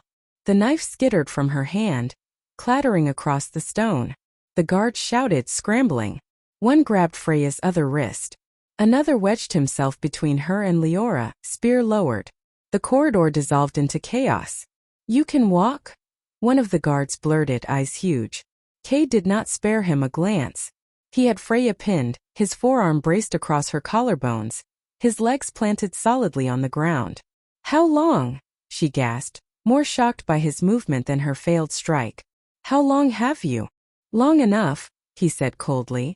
"Long enough to know you have been the one whispering rot into my walls." She twisted, spitting. "If you were not so weak, you would have seen it sooner." "Explain," he said. She laughed, wild and sharp. "Explain? You want a confession? Fine." She jerked against the guards, eyes blazing. "I fed them your route. I told them where to aim. Do you know how easy it was? Your perfect, loyal beta. So eager to believe someone finally saw him instead of your shadow. A little praise. Few kisses. A promise that when you were gone we would rule together." He never questioned. The words hit like blows. Cade's face went white. "You turned Seamus against me," he said. "You." "He was never yours," she spat. "He was always mine. He just didn't know it until I showed him. You had everything, Cade. The title. The power. The training. I was born first and still they passed me over because I lacked 1 inch of anatomy. I gave them a crippled alpha instead of a dead one, and they still clung to you like you were God's touched." Her voice broke on the last word. She thrashed again, almost breaking free before the guard behind her tightened his grip. "I would have been a better alpha," she hissed. "They would have followed me. They should have followed me." "By murdering your own brother?" His voice was very quiet now. "By poisoning your pack from within?" Her chin lifted. "By fixing a mistake," she said. Cade's eyes closed for a moment. When he opened them, there was nothing soft left in them at all. "Take her to the cells," he said to the guards, stepping back. His legs held. "She will stand before the full council. Every word she just spoke will be repeated under oath." Freya spat at his feet as they dragged her away, her curses echoing down the corridor until distance swallowed them. Silence crashed in their wake. The guard who had asked about Cade walking stared openly at him. The other shifted between watching his alpha's legs and watching Leora as if they might both sprout fangs at any moment. Leora's own limbs finally remembered how to move. She pressed her back harder into the stone to keep herself upright. Cade stood in the middle of the corridor, chest heaving, hands shaking faintly at his sides. He looked at the empty chair, tipped awkwardly against the wall, then at his sister's retreating form, then at Leora. For the first time since the hall, their eyes met without anger between them. She saw devastation there. Not just because his secret was out, but because the last piece of the ambush had finally fallen into place in the worst possible way. He had been a victim of Freya's games as much as anyone. It did not mend the raw tear in her own chest, but it shifted something around the edges of it. "Leora," he said hoarsely. She held the vial up between them. Her hand still shook. "I was going to test it," she said, "before it ever touched your cup." He closed his eyes briefly, something like relief breaking through the shock. When he opened them again, there was gratitude there, and guilt, and 100 other things she could not begin to untangle. The external threat had been dragged into the light. The poison in Stormridge's veins had a face and a name. But as she stood there, heart bruised and bond aching, Leora knew that did not magically heal the damage between them. Some wounds came from knives in the dark. Others came from tests in the cold light of day. Stormridge hummed with a new kind of fear. It moved in whispers along the corridors, in the way conversations broke off whenever Cade appeared, in the sideways looks thrown at the empty wheelchair now pushed against a wall like an abandoned reliquary. "Did you see him? On his feet. Freya. All this time. If he lied about his legs, what else? But he fought for us. You saw him stop her blade." The fortress had always carried tension in its stones. Now it carried something jagged and raw. Betrayal layered over relief. Over suspicion. Wolves did not know whether to flinch or bow when their alpha walked past. Leora kept her eyes on the floor and her hands on her bag. The entrance hall felt colder than the mountain wind. High doors stood open to the courtyard where a carriage waited, horses stamping clouds of steam into the frosty air. Her small bundles sat at her feet, ridiculous in the cavernous space. She had seen the truth now. All of it. The man who had dragged his own sister off her feet to keep a knife from Leora's heart. The boy under the scars, betrayed by his beta and his blood. The alpha who had turned his pain into a weapon, and his vulnerability into a trap. None of that changed the fact that when she had finally dared to love him out loud, his first instinct had been to test her. She wrapped her arms around herself, fingers digging into her sleeves. You have to go, she told herself. If you stay, you'll forgive him the moment he looks at you like he did in the corridor. You'll convince yourself you were overreacting. You'll end up right back in his palm, waiting to see what trial comes next. Better to leave with her heart cracked than to hand him the hammer. A door opened above. Boots rang on the stone steps. Conversations hushed. Leora looked up despite herself. Kay descended the wide staircase, no chair, no blanket, no pretense. He wore simple dark clothes, no armor, no cloak. His hair was unbound, falling around his face in a way that made him look younger and tired all at once. His gait was steady but not effortless. She could see the faint stiffness when he put weight on his right leg, the way his jaw clenched against pain. He looked less like an untouchable alpha and more like a man who had been stripped of excuses. Their eyes met across the hall. The bond between them gave a painful tug. Her wolf surged up, whining, but Leora held herself very still. He reached the bottom of the stairs and stopped a few paces from her, as if he understood that coming closer without permission would send her running. For a long heartbeat, no one spoke. Then he inclined his head, the gesture oddly formal. Leora. Alpha. Her voice came out quieter than she would have liked. His gaze dropped to the bag at her feet, then to the carriage visible through the open doors. So it is true, he said. You are leaving. Yes. The word scraped on the way out. I am. His next inhale was slow, controlled, like he was bracing for an impact. I do not fault you for it, he said. After what you have endured here. Her brows drew together. Endured. My lies, he said. My tests. His eyes did not waver. You were nearly murdered in my corridor because I refused to see my own sister clearly. You were used as bait by her and by me. For that I am. He swallowed, the muscles in his throat working. I am sorry. Not for this. He gestured briefly to his legs. But for turning you into another lever to pull. There it was. The apology she'd imagined a dozen different ways. It hurt more than his anger ever had. You destroyed my trust, she said, because someone needed to say it plain. You heard me say I cared, and instead of meeting me there, you decided to see how far you could push before I broke. He flinched as if she'd struck him. Yes, he said. I did. I can't marry a man who sees my heart as another problem to solve, she went on, the words gathering force. I cannot enter a bond wondering when the next mask will drop, the next cousin will appear, the next vial will be waved in my face. I will not spend my life auditioning for your belief. She reached into her pocket. Somehow, in the chaos after Freya's arrest, the bracelet had found its way back to her. She discovered it in her palm when she'd finally retreated to her tiny room, leather warm from his hand and her own. Now she drew it out and held it between them. This keeps finding its way back where it doesn't belong, she said. It was a kindness once. It's a chain now. He stared at it, then at her. His shoulders sagged. You are returning it. Again. Yes. He took it slowly, as if it were a blade aimed at his chest. I will not ask you to change your mind, he said. You are right. About all of it. The hall was so quiet she could hear the horses snorting outside. I will say this, he added, and his voice roughened. You deserved my trust the moment you walked into my chambers, and did not touch a single thing I left in your path. You deserved it when you admitted you couldn't read and asked for nothing. You deserved it every time you tasted my food, and hummed to keep your hands from shaking. His throat worked. If I had been the alpha I should have been, I would have given it without making you bleed for it. Her eyes stung. She blinked hard. I do not expect you to forgive me, he said. I do not expect you to stay. Good, she said, even as something in her chest screamed liar. He looked down at the bracelet in his palm, then back up.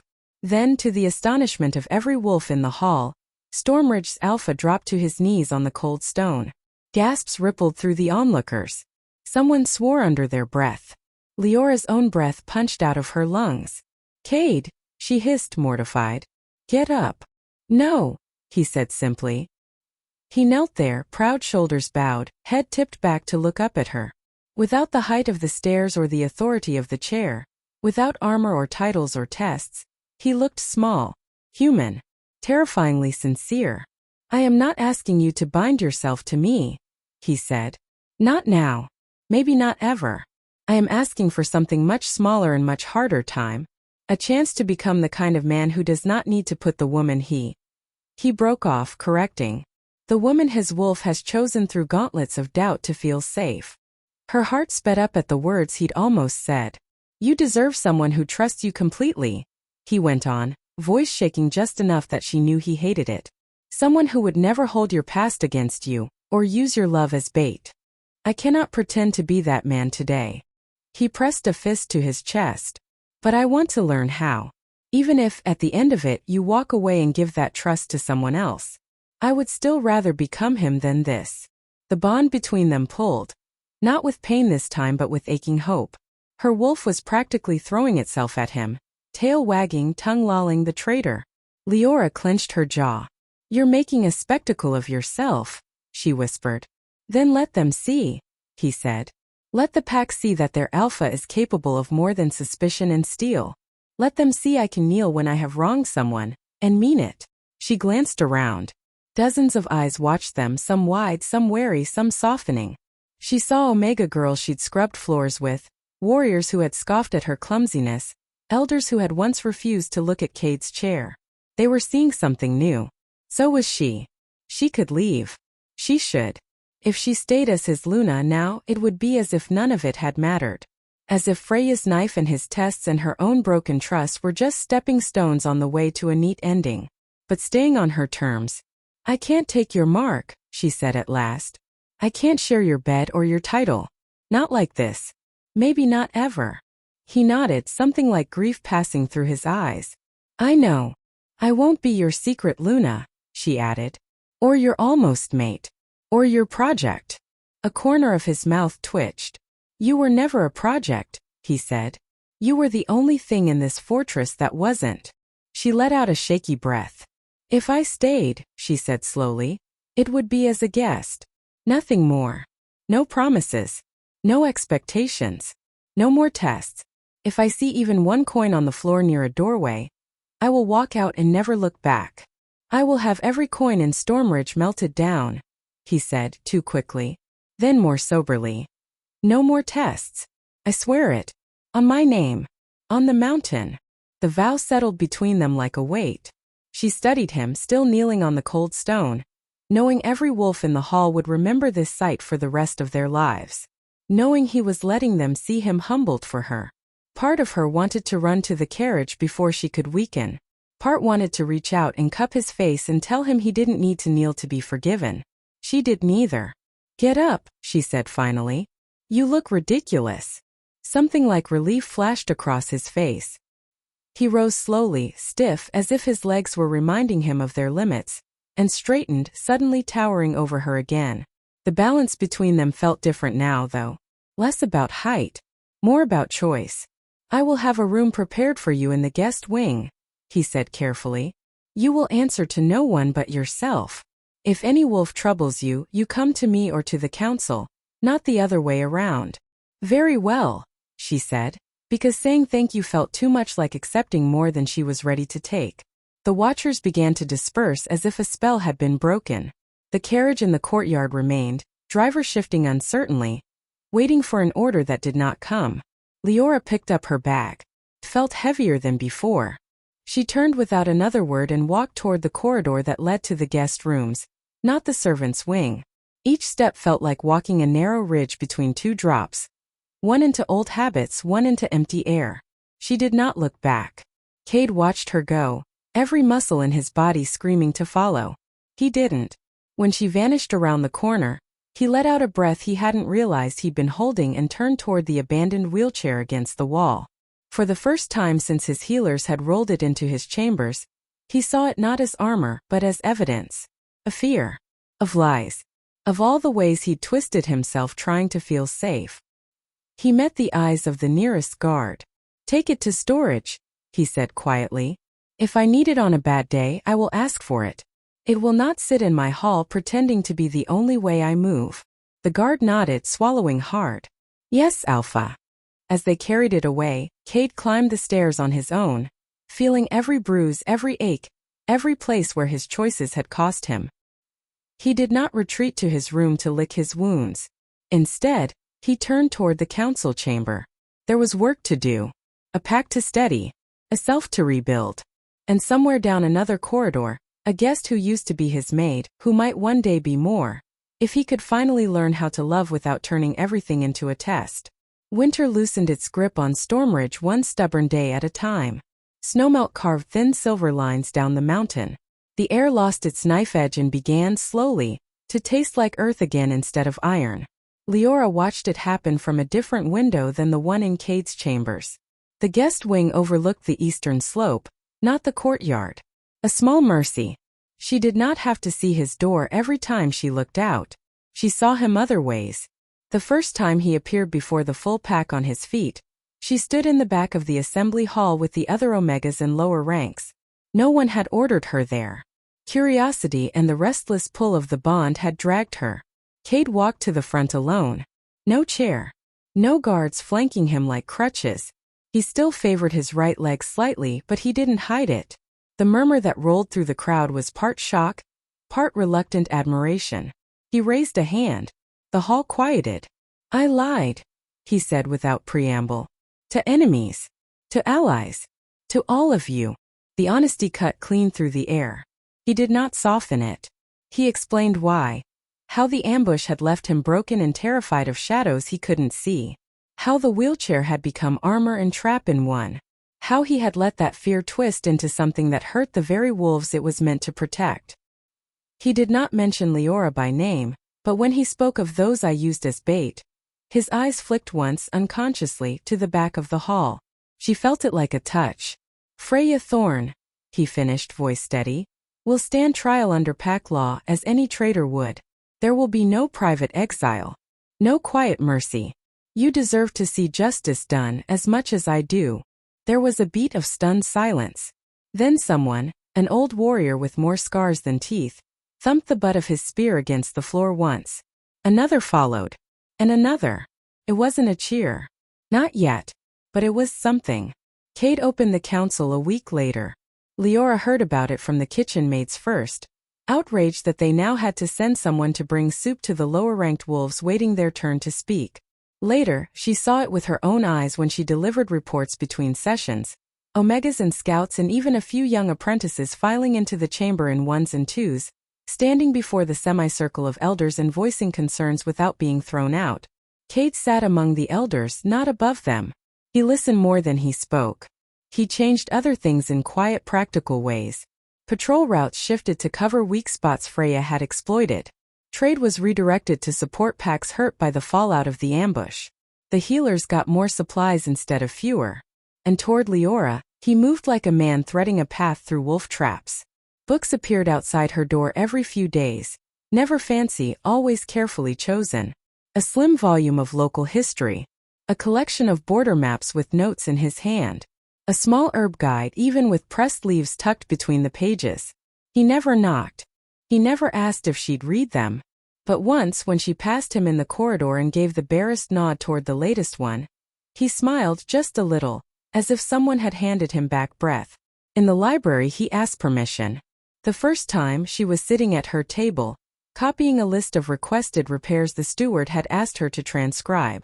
Cade paused at the end of the row, fingers resting on the back of a chair. "May I join you?" he asked.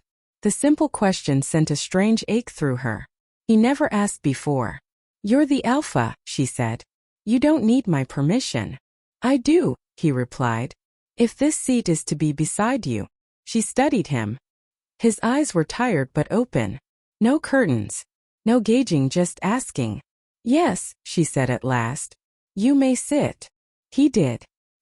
He kept to his side of the table, hands occupied with his own stack of petitions. He did not accidentally drop anything where she might be tempted to read. He did not watch her like a hawk. They worked in silence that felt easy. It became a pattern.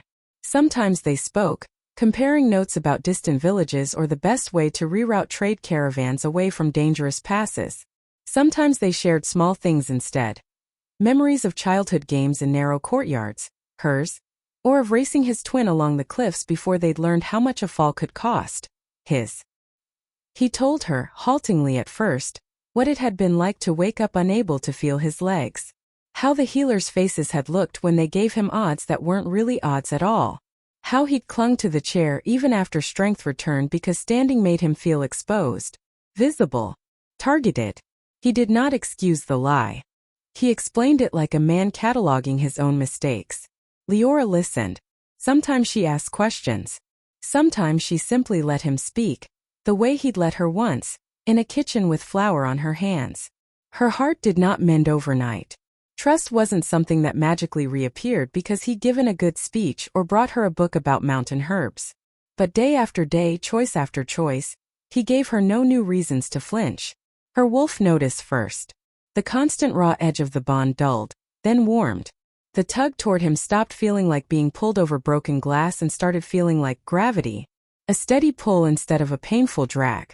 One evening, deep into the thaw, she realized she hadn't counted a single test in weeks. No coins on floors. No crooked letters.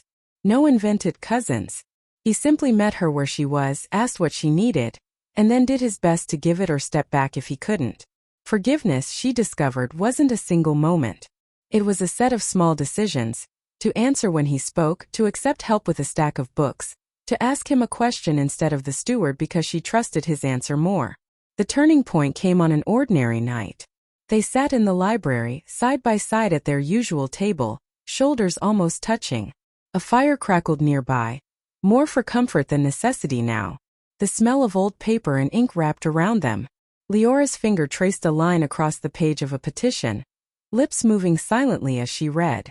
Cade leaned over, close enough that she could feel the heat of him, and pointed to a word she'd stumbled over. "Redistribution," he murmured. "Red is tribu," she broke off, scowling at herself. "Ridiculous word." "It is," he agreed. "But you nearly had it." He set his hand on the table, palm up, closer to her side than his. Not touching. An offering. Months ago, that simple gesture would have sent her heart into panicked flight. She would have pulled back, chair scraping, apology already forming. Tonight, she looked at his hand for a long moment. Then she placed her own on top of it. His fingers curled around hers, warm and careful. No pressure. No claiming grip. Just holding. She waited for the old spike of fear. For the instinctive urge to pull away. It didn't come. Her shoulders loosened instead. Almost without thinking, she leaned sideways, her arm brushing his, letting her weight rest against him just enough that they both felt it. He let out a breath that sounded like something unclenching inside him. "There," she said softly. "That's better." He turned his head, forehead almost brushing her hair. "What is?" "You," she said. "Sitting instead of testing." He huffed a laugh, quiet and self-deprecating. "I prefer this as well." In that small, ordinary moment, hands twined on scarred wood. Him not moving a muscle to make it more than it was, she understood. She'd forgiven him. Not because he'd finally done enough grand gestures to tip an invisible scale. Not because he had somehow earned it in some ledger only she could see. But because she could look at him, see the man who had hurt her and the man who was trying not to anymore, and choose him anyway. Whole. Flawed. Hers. The second proposal came with the first true spring rain. It drummed softly on the roofs and turned the stone paths slick and dark. Mist gathered low over the courtyard, curling around the feet of the statues like ghost wolves. "Walk with me," Cade said at her door. He didn't phrase it as an order. His hand rested lightly on the frame, as if he'd leave it there even if she said no. Leora glanced at the sky, then at his bare head. "You'll catch a chill." Then you can scold me for being foolish, he said. Come. They took the courtyard path slowly. His gait had improved over the months, but whetstone made him cautious, and she matched his pace without comment. He led her to the edge of the training terrace, where a low wall overlooked the drop in the valley beyond. Rain beaded on the stone on his lashes, on the leather of his bracers. The world smelled like wet pine and new beginnings. He stopped, one hand braced lightly on the wall, and turned to face her. Do you remember the first time you walked into my chambers? He asked. She snorted. Hard to forget. I thought I was being led to my execution. I thought I was watching one, he admitted. The execution of whatever was left of my patience. She smiled despite herself. You surprised me that day, he went on. You did not simper. You did not flirt. You did not pretend to be less frightened than you were. You followed every ridiculous rule I threw at you, not because you wanted to please me, but because you were determined not to be thrown out for something you could control. That sounds like wanting to please you, she pointed out. Perhaps it was, he conceded. But not in the way I was used to. Every time I placed bait in your path, you stepped around it. Every time I expected you to take advantage of my apparent weakness, you treated me as if I were still the alpha who could snap your neck with a thought. You were, she said. And yet, he continued, when you discovered I could walk, and that I had used that lie to test you, you did not fall at my feet in gratitude for passing. You walked away. You demanded trust instead of a title. His mouth curved, pained and fond at once. No one had ever done that. The rain pattered softly between his words. I told you once, he said quietly, that you deserve someone who trusts you completely. I still believe that. I have been working, gods know I have been trying, to become him. Not just for you but for this pack. I do not know if I have succeeded. That is for you to decide. Her throat tightened. Cade. He shook his head. Let me say this, and then you can tell me to throw myself off the wall if you like. She rolled her eyes wetly. Just talk. He took a breath that seemed to go all the way to his boots. No more secret tests, he said. No more cousins. No more coins or crooked letters. If I doubt something I will ask, not manipulate. If I am afraid I will say so, even if it makes me feel weak. I will not use your love as a shield or a weapon. I will not hide behind chairs or lies. He stepped closer, close enough that she could see the pale line of the old scar at his throat, the new softness at the corners of his eyes. I want you, he said simply. Not as bait. Not as penance. As my equal. My Luna. If you choose me freely knowing exactly who I am. The word Luna didn't send her heart skittering the way it once would have. It settled over her like a cloak, heavy and strangely right. She thought of House Deeren, of being the invisible girl scrubbing floors while legitimate children learned to read. She thought of a mountain fortress that had become more home than any place she'd ever lived. She thought of an alpha who had knelt in his own hall, and a man who asked permission before sitting next to her at a table. You hurt me, she said softly. Deeply. I know, he said. If you say no, I will still spend my life trying to live in a way that would have deserved a yes. Wind tugged at her hair, lifting damp strands. She reached up, pushed them back, buying herself one more heartbeat. I don't love you despite the ways you failed, she said at last. His eyes flickered, bracing for rejection. She went on before he could flinch away. I love you including them. Fully. Because they are part of the man who dragged his own sister off me in a corridor. The man who teaches an Omega girl to read because he can't stand seeing her unarmed. The man who finally learned that testing everyone is another way of being alone. His breath hitched. I'm not choosing a legend, she said. Or a wheelchair. Or a title. I'm choosing a very stubborn, very scarred, very trying wolf who is doing the work to be better. If you promise to keep doing that work, even on days when I drive you mad, then yes. He stared at her. Yes. Yes, she repeated, a laugh breaking free. You great brooding mountain. Yes, I will be your Luna. He made a sound that might have been a laugh and might have been a choke sob. Then he hauled her into his arms, careful of his leg, and kissed her. It was not the tentative brush of lips from the first time. It was deeper, steadier, anchored in a promise that went both ways. Her wolf surged up with a joyous howl that seemed to echo answered from somewhere inside his chest. When they finally broke apart, breathing hard, he pressed his forehead to hers. "I love you," he said. "Not as a test. Not as a weapon. Just entirely." She smiled, rain dripping off her lashes. "Good. Because you're stuck with me now." That night, under a full spring moon, they stood at the highest terrace of Stormridge. Wolves gathered below, fur-silvered eyes bright. The air thrummed with expectation. Cade's hand found hers, fingers weaving through with the familiarity of something long meant to be. "Ready," he murmured. She squeezed. "Together," she said. They tipped their heads back. Two voices rose as one, the low, rough howl of a battle-scarred alpha and the clear, fierce song of the Omega girl who'd walked into his den and refused to be just another test. The sound rolled down the mountain, through the pines, over the roofs of the fortress that had seen too much fear. Stormridge answered. Not for a broken alpha and a disposable maid, but for two mated wolves who had chosen each other with open eyes and open scars, and finally with trust. Trust is dangerous. Love is harder. If this story left you thinking, hit like, subscribe, and comment one word that describes how you feel right now.